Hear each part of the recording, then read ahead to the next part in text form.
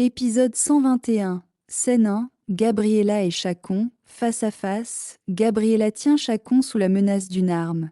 Gabriela lui crie qu'il mérite de mourir, qu'elle pourrait tirer pour venger son père, elle tigre. Chacon la provoque. Alors tire, Gabriela. Tire. Point. Gabriela ne cède pas.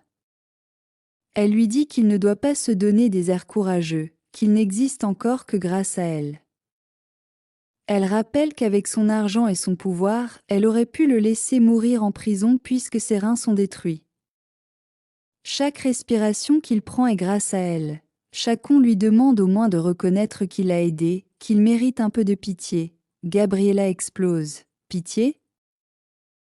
Ce mot a été tué dans ce lieu où tu m'as envoyé. Où on m'a enfermé. Je suis ton œuvre, Chacon, et maintenant tu subiras. Elle lui promet qu'il va pourrir vivant, rongé par sa propre méchanceté. Enfin, elle lui rappelle qu'elle est la nouvelle patrona de San Pedro, son juge et son bourreau, et que sa vie dépend désormais d'elle. Scène 2. Gabriela et Gaston. Après cet affrontement, Gabriela s'effondre. Gabriela en larmes dit à Gaston qu'elle était à 2 doigts de tuer Chacon pour venger son père, que la haine a failli lui salir les mains de sang. Gaston la calme. Ce n'est pas pour elle, elle doit garder la tête froide. Car elle est sur le point de réussir. Gabriela, perdue, dit qu'elle ne sait même plus si cela lui suffira. Gaston insiste, la patience, bientôt elle aura justice. Scène 3, Beltran et Lucho. Pendant ce temps, Beltran se retrouve coincé avec Lucho. Beltran veut le jeter dehors, car si le commissaire Balmasda apprend que Lucho est chez lui, il sera arrêté. Lucho plaide, s'il sort, il est un homme mort. Il prétend être venu pour négocier mais Balmasda a refusé. Beltran ne croit pas en sa bonne foi. Mais Lucho insiste, la police ne pensera jamais à le chercher ici, chez un homme qu'il déteste. Il le persuade de le garder caché.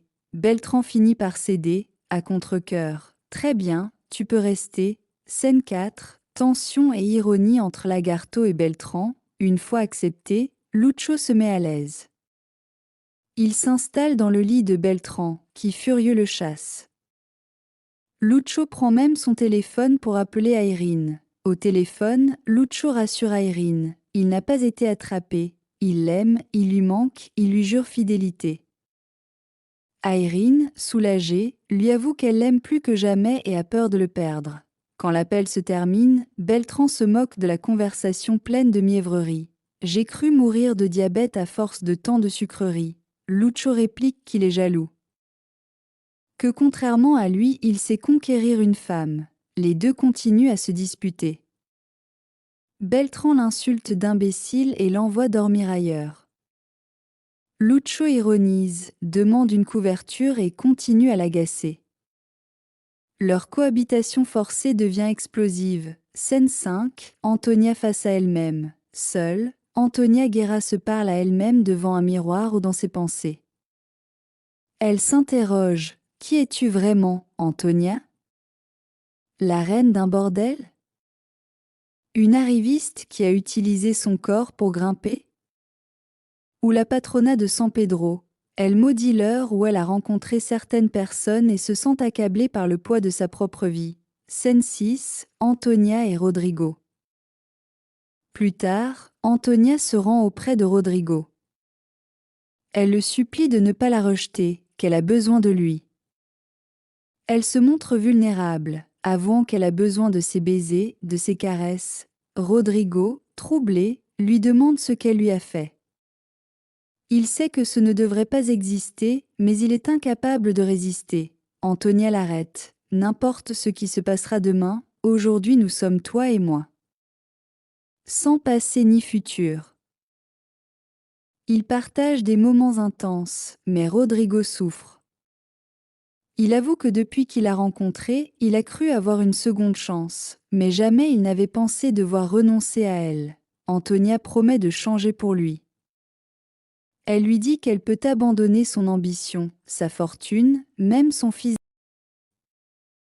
Elle ne veut qu'une chose, recommencer avec lui ailleurs, loin de San Pedro. Rodrigo, déchiré, sait que ce n'est pas possible.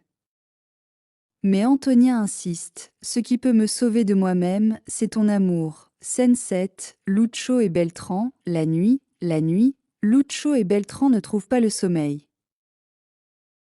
On commence à réfléchir à voix haute. Tu sais, toi et moi on se ressemble plus qu'on ne voudrait l'admettre. Beltran s'énerve. En quoi?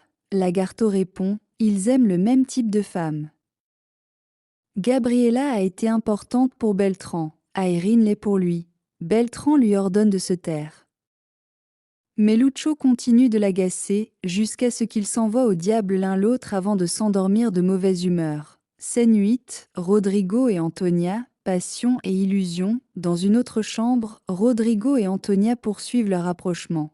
Antonia s'abandonne dans ses bras. Elle dit qu'elle ne supporte pas d'être sans lui, qu'il lui redonne l'envie de vivre. Rodrigo, perdu, répète. Pourquoi fallait-il que ce soit toi? Antonia, déterminée, l'encourage à oublier tout le reste. À partir avec elle pour recommencer.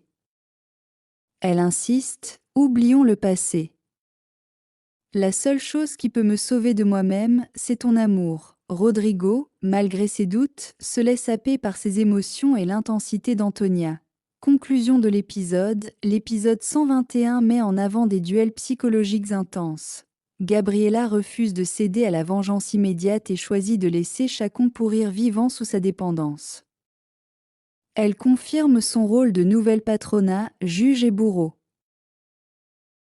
Beltran et Lucho deviennent des colocataires forcés, s'insultant sans cesse mais révélant des vérités. Malgré leur haine, ils se ressemblent plus qu'ils ne veulent admettre. Antonia et Rodrigo basculent dans une relation passionnelle et interdite. Antonia se montre vulnérable, presque sincère, prête à tout abandonner pour lui, alors que Rodrigo lutte entre son devoir et son cœur. Cet épisode mélange haine, vengeance, ironie et passion amoureuse, préparant le terrain pour les confrontations finales. C'est la fin.